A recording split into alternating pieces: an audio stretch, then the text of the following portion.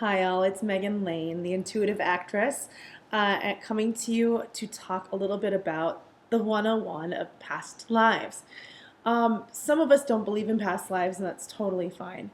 But for those of you who have been curious or been studying, there's usually a reason for it. We get drawn to things that are going to be helpful to us. So I do believe in reincarnation. I do believe in past lives, and parallel lives, and future lives, and time is not necessarily linear, but the way we will examine it as if time were linear, we've usually, if we're incarnated now, it's very likely we have lived multiple past lives.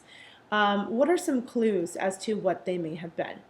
One of my favorite ones, that was one of the first ones that came in, was just noticing what we're drawn to, as far as clothing and pop culture goes. Clothing is a huge indicator, huge um, clue as to what we may have been in other lives. This is looking at movies and things that seem familiar to you, things that seem like, oh, I missed that, or like weird urges like that that don't make any sense this day and age. Like, for example, I love corsets. I just love them. And most people think they're uncomfortable or whatever, and I just feel really supported and really comfortable in them because there have been centuries of wearing corsets in past lives for me. Another huge hint, aside from clothing and pop culture things too, like, oh, that seems so familiar. Like, for example, I love to seal my letters with sealing wax. That's a past life thing. I don't know which century. I could probably figure that out. But that just is a ritual that feels very good to me, feels very natural, and is probably a throwback to a past life. Another clue about past lives and what you may have been is what you believed when you were a very young child. Usually we stop remembering spiritual things, past life type things, previous memories around 4 or 5, possibly even to around 6. Sometimes kids can remember older, but usually it kind of, societal takeover right around kindergarten kind of takes over and tells kids to stop talking about it, or it's their imagination. So they do tend to shut down and let their logic take over, which is just part of our societal training. But if you remember when you were really little, or ask your parents, or remember what was really important to you and what you were confused about. I remember, and my parents have a really funny, they make fun of me because when I was itty bitty, I thought I was of royal blood. And I was like, what is this? I wasn't playing princess. I wasn't wanting to do the Disney thing. I was like, no, I'm serious. Where's our crest? Why is this not, I'm not of royal blood. Explain this to me. Well, I'm in the wrong house. I'm in the wrong, I was pissed off. And it was like really emotionally charged. Like, how did I end up over here? And they said I would put a cape around my neck and walk around. My dad would sing the graduation song, like dun dun dun dun dun, and I would just wave, just that. Just clearly, I feel like that's past life related, and I drew a lot of images of medieval time when I was that age, and was obsessed with certain things that were very old fashioned. I also was terrified of fire. Phobias are a huge clue.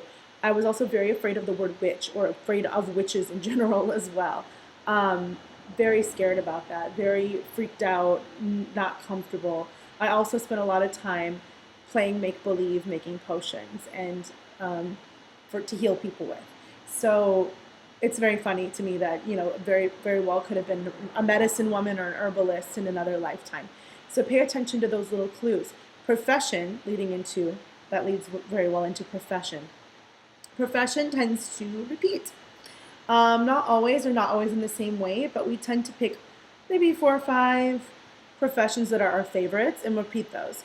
We'll do other ones to try out different experiences, but you'll know, like, if you're drawn to performing in this lifetime and that's like feels like home to you and it feels like you've been doing it forever, chances are you may have been. Same thing with people who just pick up something very quickly. Like, for me, the French language was pretty easy. Like, it's a difficult language, but for me, it just felt like, no, I know this already. I just pick it up really quickly, like Beethoven and his piano I talked about in a previous video. Something that feels very natural to you, something you just happen to be really good at, without having to really learn it. Sometimes it's just natural ability too. It's not always past lives, but often that's a past life thing. Like I was really good at archery. Who knows? um, so just pay attention to what those hobbies and loves are, natural abilities. A lot of times, especially if they were very prevalent in a previous time period, like for example, being a great horseman or horsewoman, that could have gone back to being a knight, could have been back to being a stable boy, could have gone back to being a messenger, it could be anything. It could be a champion dressage rider. But usually things will repeat and they'll have a feeling of being home and being familiar. Like I said, phobias, things that are really strange. Like I have a really huge aversion to sometimes when people have been beheaded, they don't like people coming up behind them on their neck. Or for me, hanging freaks me out. The idea of hanging.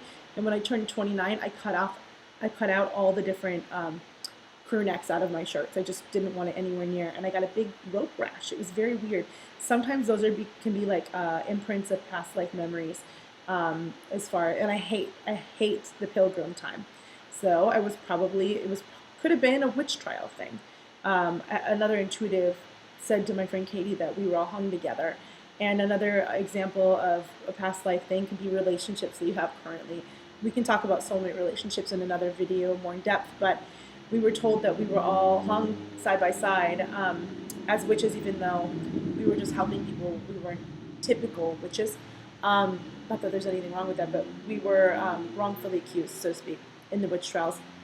And she was told that one of our very good friends was next to us, and he was my lover in that lifetime. Well, in this lifetime, we have this weird attraction to each other when we first met, but he's gay. It's past life memories.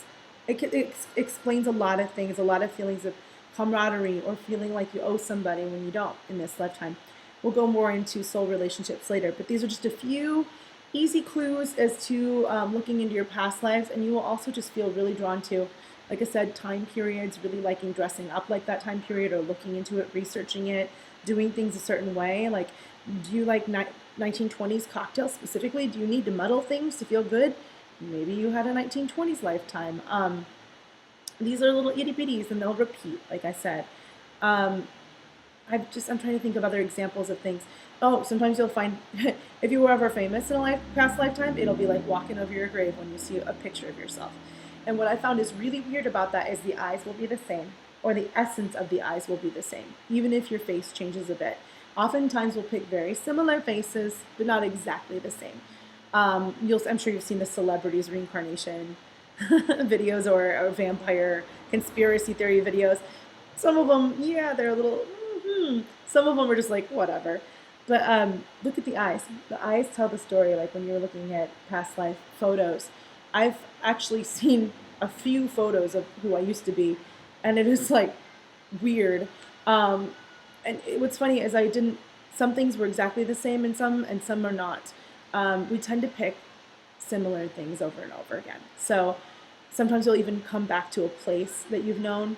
And another huge clue that I left out before is deja vu. Deja vu is a big one. For me, when I went to northern France, I'm like, I have been here before. I knew all the landscapes, and I'm like, this is freaky deaky. I've even had it where I figured out somebody I was before, and I want to name my dog, my car, my children, future children, and whatever after people that were important to them in that lifetime. And I'm like, you are kidding me.